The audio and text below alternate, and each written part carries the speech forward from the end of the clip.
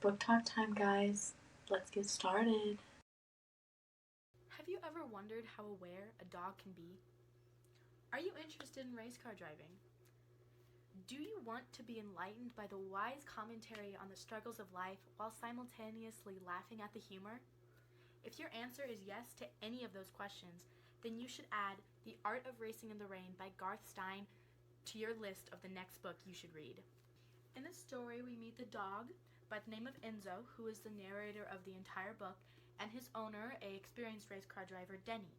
We follow these two characters through the twists and turns of life, including Denny's marriage to Eve, the controversial conflict between Eve's parents, the twins, as Enzo calls them, and the birth of their only daughter, Zoe.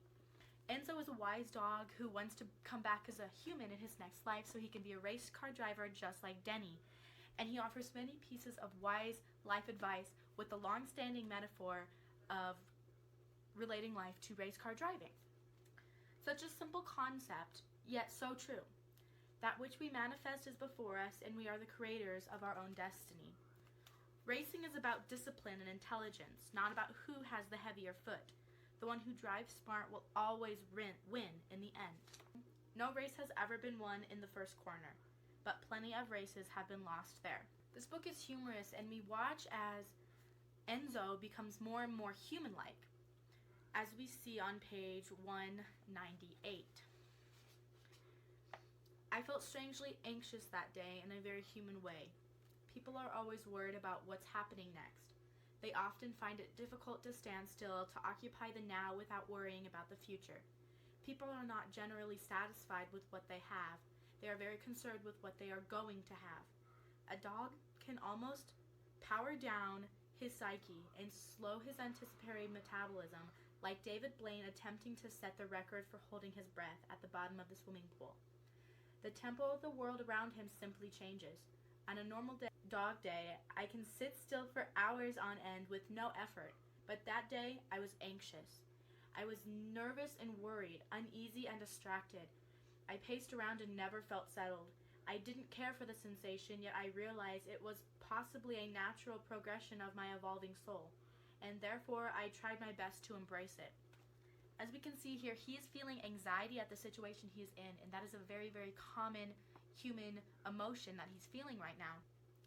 He continually feels other emotions like that, like love toward his family and protection, and he feels personally attacked when anything bad happens to any one of the family members and wants to fix them much like a human would.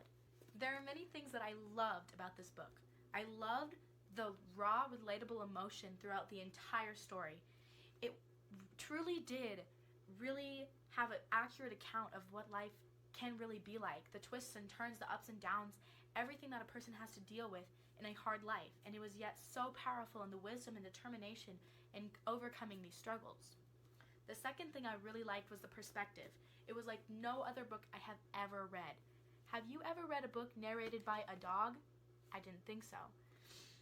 It was it pushed me to really think about Enzo's position and how truly difficult it would be to be a dog and not be able to say your opinion or help the people around you and only be able to use gestures, as Enzo says he can only rely on.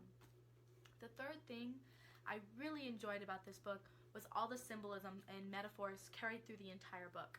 The long-standing metaphor of race car driving was a little obscure in some cases, but really did fit in with a lot of what Enzo's trying to say about life and how to power through. Another symbol would be the zebra, the stuffed zebra that Zoe gets when she is a child and is pretty much through the whole book, which is a self-obstacle Enzo has to overcome and was very provoking throughout the entire book. Now to some spoilers. The biggest spoiler of all is Eve dies of brain cancer. You know, that whole aspect is really important to the story because she doesn't want to go to the hospital. Because she knows something's wrong. Enzo knows something wrong. He can smell it, but she doesn't want to go to the hospital. She doesn't want to see the doctor. She doesn't want to be diagnosed. She doesn't want to go. And that really ties in with one of the things that Enzo talks about that your car goes where your eyes go. See, as soon as she got diagnosed and everybody knew that she had cancer, they pushed it onto her. They just kept saying, you know, you're gonna die. They all accepted it, and so she accepted her own destiny. She manifested her own destiny, and therefore it happened. Another big spoiler in this book is Enzo dies at the end. First, he gets hit by a car, which is another powerful life lesson, because he goes on to talk about, I know I didn't die that day because I haven't finished what I've come to do yet. He says that he knows he hasn't finished what he's supposed to do it because he didn't die. And then he relates it all back to a race car driver who died immediately on a race. He says that he had come to this earth and he had finished what he had done, but Enzo wasn't done yet.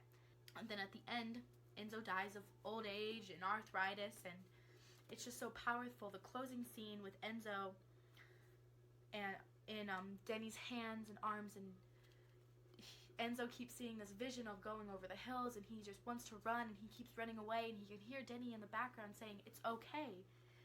It's okay, Enzo. You can go. You can go now, Enzo. It's okay. And he just keeps saying that over and over and over again. It's just a really powerful ending. The chapter after that, we see Denny and Zoe. They go to Italy. So, because Denny is employed with Ferrari as a test driver for their cars. Denny wins this big championship. It's about, it never specifies how long after it is that Enzo has died, but you can infer that it's about 7-ish, 10 years. And Zoe, Denny's daughter, brings this father and son to meet Denny at the end of his race. And this little boy, he's blonde, he's Italian, he's blue-eyed, and dad keeps telling Denny, you know, my boy, he always talks about you. He says you're better than every race car driver ever, and he wants to grow up and he wants to be a race car driver just like you. And at the end of this whole long conversation between the characters, Denny asks the little boy's name, and he says, my name is Enzo, which is the name of his dog who died. So obviously that leaves the reader really satisfied, because Enzo did in fact come back as a person, and he's going to be a race car driver, and it just fulfills the whole story and wish that he wanted throughout his entire dog life. And now he just gets to continue as a person. It's just really powerful.